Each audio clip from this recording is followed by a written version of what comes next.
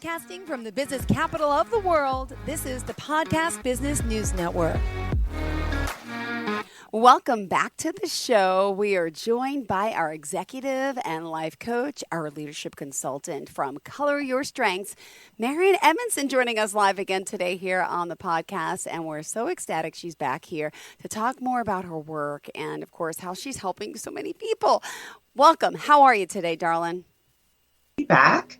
I'm doing well. Glad that we're getting better weather in New York, so feeling good these days. Fellow Long Islander, right? You're based out of Long Island, New York. Yes, I am in Westbury. Oh my goodness. And you've been doing this for quite some time. Tell us a little overview about Color Your Strengths and what it is that you do. Yeah, so I focus a lot on working with people who are in some sort of transition. That just tends to be the type of people that are drawn to my work because a lot of what I do is centered in building confidence from within.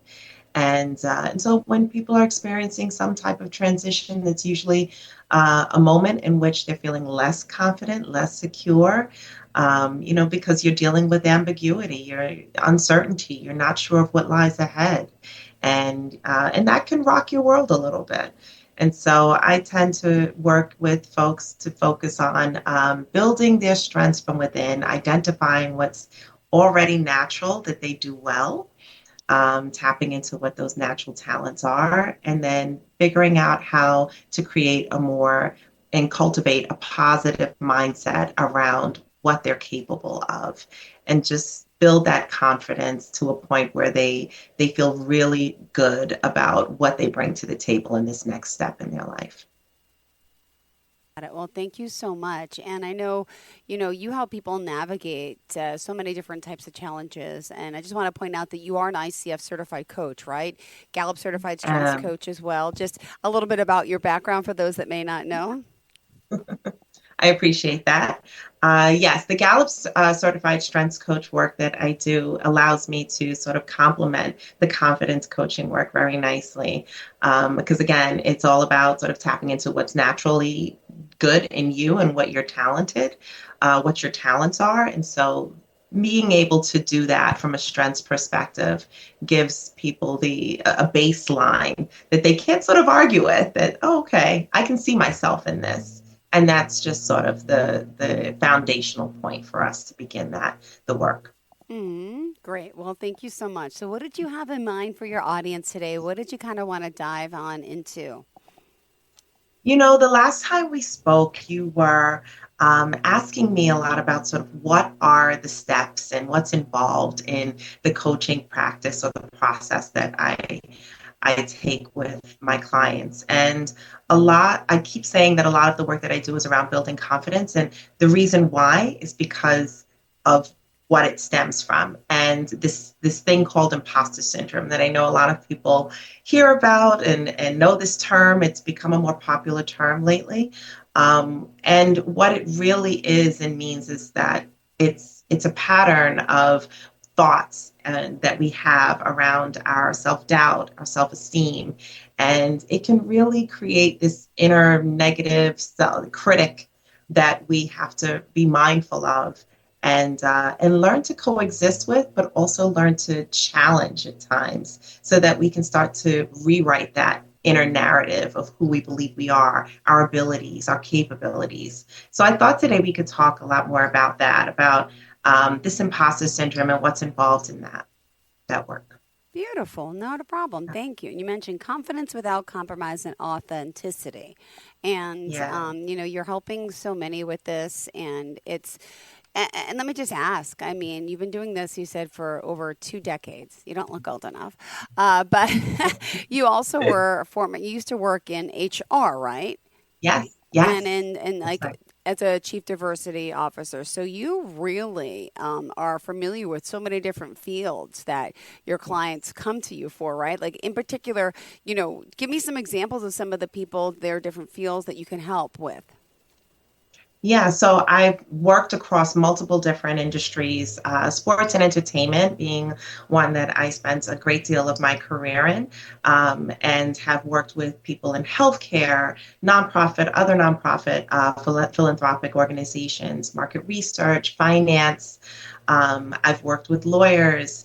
And as you can see, the topic remains the same across all of these different industries and professions, because it's not, the myth is that, imposter syndrome and confidence issues only show up when you're incompetent or when you're early in your career, and that's just not the case. I work with people at all different levels in their career, ranging from emerging leaders right up to the C-suite. And there's always something that we're doubting within ourselves in some capacity. And so the work that I do with my clients helps them to work through that, to challenge it, whether it's really coming from a place of reality or just, self-disbelief. Got it. And you wanted to break some more things down to us today. Where are we going with this? Yeah. So, as I mentioned, imposter syndrome is something that, gets brought up a lot. There's very few coaching engagements that I have and clients that I have where they don't say on their own, I'm dealing with this imposter syndrome. And so we tend to talk about it as more of, okay, well, what does that mean? Let's break that down. Where does that come from? And ultimately, it always stems from these limiting beliefs that we have, right? That we can't do something, or we're not good enough. It may show up as trying to be a perfectionist all the time because we want to make sure that, we don't get anything wrong and no one can ever say that we didn't do this thing right. But when we set ourselves out to be perfectionists, we end up disappointing ourselves all the time, because clearly no one is perfect. But it shows up as perfectionism. It shows up as, someone just not applying for the job that they think that they are qualified for, right? And that they really want to do. It shows up as not speaking up in meetings when you have a really great idea and then hearing someone else say it later on and going, oh, I should have said that. And so a lot of the work that we do together is really around, how can I find my voice? How can I challenge those thoughts when they come up that say, don't speak up, people are going to think you're not smart. And also just identifying what those triggers are that tend to make us question our abilities, and how to challenge them. How to say, is that thought based in reality? Mm-hmm. Or is it really just based in fear? Oh, my goodness. Well, that's amazing to work with people to get all this out. Now, how long are you actually working with, clients? Yeah, our work typically can be anywhere from 6 months, some clients 3 months. If they have a targeted thing that goal that they want to achieve within a short period of time, we can get there. But the deeper rooted confidence issues or self-esteem issues, I tend to recommend we need to do at least 6 months together. So within a 6-month time frame, that looks like 12 sessions roughly. Where we'd meet once every other week. And some even last longer than that. I've had clients that went on to meet with me for 9 months to a year, and some even longer. But it depends on what they have going on in their lives. And, it's fluid. Life something's always changing and happening. And sometimes they find themselves during our engagement time needing to reset. So. Wow. And I'm sure some of these clients become lifelong friends. It seems like I could see that happening. Can become lifelong friends? Yes. Well, it's a really good question that you ask, because, the relationship is an intimate one, right? Yeah. I like to tell people all the time, coaching can be extremely therapeutic, but it is not therapy. Right? I'm not a licensed therapist. I'm a certified coach. And what that means is I'm here to help guide you towards achieving a goal. I'm very future oriented. Mm-hmm. And so progress is a definite necessary aspect of the work that I do. And if I see that someone is ruminating constantly and stuck in a place where they just have the constant loop of negative thoughts, I may encourage them or recommend that they speak with a therapist. I have many of my clients work with me and a therapist. at the same time, not in the same sessions, but at the, sort of simultaneously. But I always tell them I'm not a therapist. I know it feels therapeutic. And there's a line that I have to draw, right, as far as like developing friendships and that sort of thing, because it is an intimate relationship. Oh, got it. Well, thank you for sharing that. And do you want to share some of your client stories and experiences without using their names, of course, but give us some more insight into the work that you're doing on a daily basis and helping people, guiding them? I'm happy to. So I have worked with a client, I'll say, his name was Joseph. That's just a random name, right? And Joseph was a senior executive in a large financial organization, and was operating at one of the most senior executive levels that you could possibly achieve there, and still constantly felt like he had to show up with a mask every day, had to sort of be this perfect version of himself, and that he couldn't bring himself, who he really was, other aspects of his personality to his role, because he was fearful that people would judge it or that they wouldn't like it, that they didn't want to see, to work with that part of Joseph. And a lot of the work that we did was around, how do you marry the two? How do you not leave this part of you behind?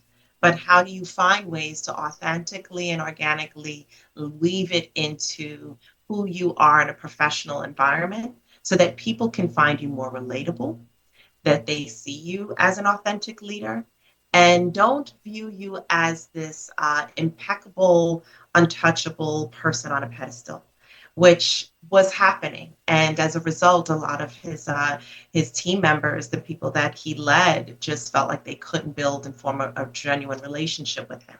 And there was a disconnect. And so through the work that we were able to do together, he was able to find natural ways to bring his true self to the forefront, and without having to be an open book about his personal life, right? I love hearing this. Thank you so much. Color Your Strengths, by the way, Marian Edmondson joining us. If you are just tuning in, just want to let you know who we are speaking to. And she's excited to be here, and really as a coach, and she's helping those with, even areas of transitioning, changing jobs, right? Retirement, career pivots, as you say, becoming a parent to adult children. There's a lot of different things going on with life that you can help people with. And just curious, have you ever been coached by someone? And if so, for what in particular that you needed some guidance with? Because, right, even coaches need to be coached, they say. Oh, absolutely. It's like every therapist should have their own therapist. It's the same thing for coaches. And I still have a coach. And I have the first time I was exposed to coaching, or just received coaching myself, was when I went into a position of senior leadership within my organization, and realized, okay, I'm going to be leading a much larger group of people, different functions, and this is going to tap in something different for me. And I found that I needed help with showing up more authentically, that I was very accustomed to mirroring what I thought leadership looked like. And so many of us do that, right? We are inspired by leaders, and we want to be like them. And we say, oh, this is what the epitome of great leadership is. But great leadership requires authenticity. It requires that you show up as yourself. And my coach helped me to think about and we did strengths work together, which was my first exposure to how valuable it was tapping into what was natural in me and what my strengths were, and then owning them and starting to say, okay, this is how I can apply those strengths intentionally to achieving the goals that I have in building more natural and authentic relationships, in being more collaborative in the workforce, in the work environment, and leading teams of different, diverse people who communicate differently, who work differently, and figuring out how to hold space for all of us to show up as our best selves. I love it. Thank you. And just your calming energy, your willingness to help. It's authenticated just right here by feeling you, seeing you. Are a lot of your clients on Zoom like we are today, or are they over the phone? In person? What do you do mostly? Yeah. Yeah, actually, a lot of my clients I do meet with virtually. I meet with clients all over, so not just in New York and the tri-state area, but I support clients from all different cities, all different states across the U.S. But I also meet with folks in person. When we're in New York, I meet in person. When I'm traveling, and I know I'm traveling to a city where a client is based, I will arrange to meet them in person there. I think that it's nice to be able to have that personal touch from time to time, but so much can be accomplished in this new virtual environment that we have, I feel like it allows me to really zoom myself literally into people's lives and vice versa. Well, thank you again for sharing that. Now, also, I'll ask you, what else did you want to share for today? I'm sorry, since I don't have specifics, let me make sure we're covering everything that's important to you for today. Yeah, no, I think this is great. What I want to sort of reiterate about the work that I do is really that it's about just sort of cultivating ultimately a positive mindset, thinking about yourself in a positive way as well. And remembering that the voice or the words that you hear, everything that you hear, it comes out of your mouth first and foremost. So speak kindly to yourself and say the things that you want to believe about yourself. Remind yourself of who you are, and don't be afraid to question or challenge the voices in your head. The voices in your head are literally just emotions running wild.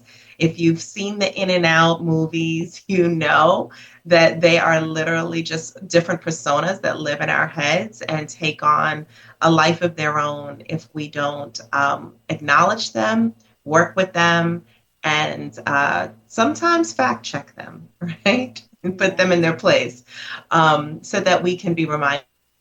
So we could be reminded of, I lost you there for a second. I'll pick back up on, you said, so we could be reminded of.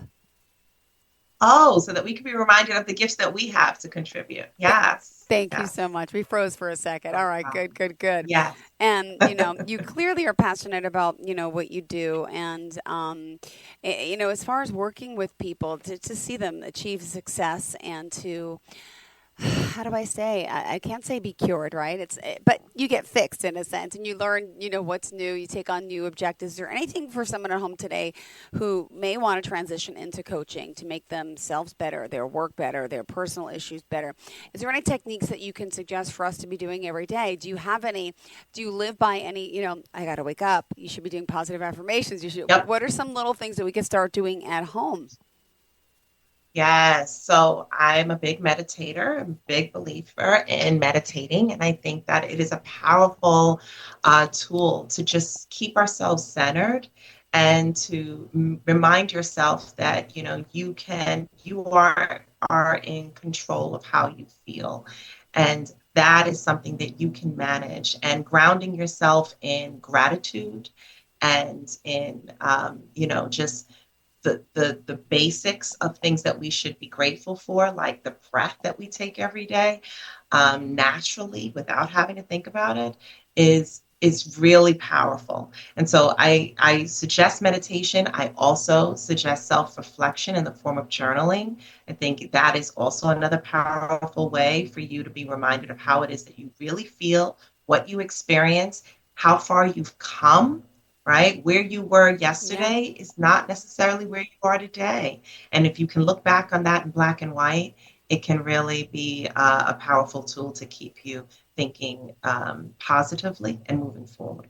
Thank you. All right, Marian, what else did you have in store for us today? I'm just happy to be here. I think I appreciate your questions and the things that you've mentioned, just even about how to show up as a coach and what's involved in that, as you were talking about, whether I make friends with my with my clients and so on, are things that most people don't think about when they think about coaching. And I always, when I meet with someone for the first time, ask them if they've ever worked with a coach before. And then I explain fully what the process is and what they can expect. And that I'm not here to fix you, but I'm here to be sort of a support and even a mirror reflection of what I see in you, and someone to help draw out the potential in you, to unlock some of the whatever's blocking your potential, and help you to see a clear way forward, and give you some structure and accountability. Yeah, So we need some of that. that's Yeah. that. I like to give someone just an overview of and folks an overview of coaching and what it is, so they know what they can anticipate and see themselves, leveraging it in different ways. Beautiful. We still have a few more minutes left in the show. And if you are just tuning in, we'd love to remind everyone that Color Your Strengths is here, and Marian Edmondson. And we're talking about all the ways that her coaching company can help you with on-site virtual leadership. We're talking developmental workshops, retreats even. Do you have any retreats coming up? And just curious, give us some insights into, how those go about, how they work. So retreats can be different depending on the need. When I typically do retreats with organizations, it's usually some team work, coaching work that we do it around. And sometimes it's just they want me to come in and engage folks in getting to know each other better in a safe space. And so I like to consider myself a bit of a container for that. I create a dynamic that is safe for people to show up as themselves. But then also I usually guide them in letting them know that there are some guidelines that we're going to adhere to before we even embark on this time together today. So folks know that we have to be respectful. We don't want to judge folks, right? But that we want to make sure that everyone feels comfortable showing up and participating fully. Some of the work that I do is very active in engaging activities, where it may be something that helps people to learn how to trust one another and build trust together as a team. Or we do some fun activities where they have to design something that is aligned with a goal that they have as an organization, but in a fun element. That gets their creative juices flowing. And I think the best ones are when we're able to take things away from that and they can go back and start to implement it. That's really, it feels like success to me. And then some of the retreats that I do are more centered around just working with people who have a vested interest in creating a space of well-being, better well-being for themselves. And so they may be wanting to do some really deep-rooted inner critic work, some imposter syndrome work, and that I may do with a group of people working towards the same goal, but that are not a team, don't work together.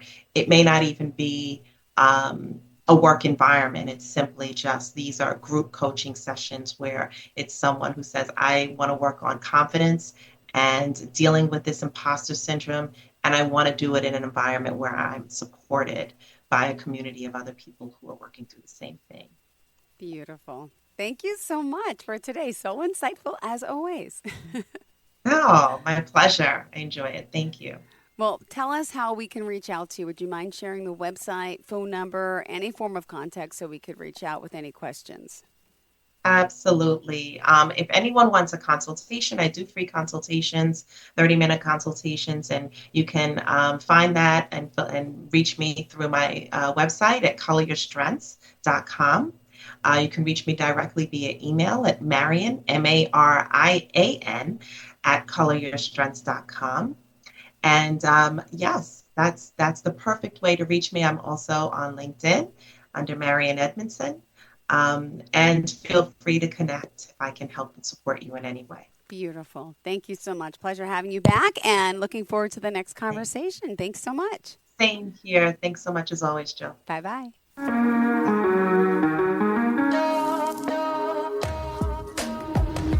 Broadcasting from the business capital of the world, this is the Podcast Business News Network. Hi, this is Terry Crews, actor, former football player, game show host, father of 5, and all-around big dude. I'm also an expert on drama. I know all kinds of drama. There's the good kind that comes with having a house full of kids. There's the bad kind like season-ending injuries. There's the necessary kind like having an agent in Hollywood. And there's silly drama like the drama around my percolating pectorals. And then there's the drama you can skip.